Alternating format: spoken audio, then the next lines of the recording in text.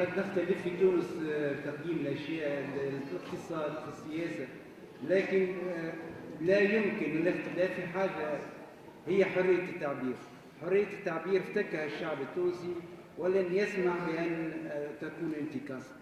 هذا الموضوع هذا بخصوص خبر يدور في الانترنت انه الدوله تخلت على ترحيل جثامين التوانسه المتوفين في الخارج، وفما وثائق يعني تدور، فهمني، يعني فوجئت وصعقت يعني من طرف مواطنين أن وثائق هذه وثائق مزورة، فهمني، وغير صحيح.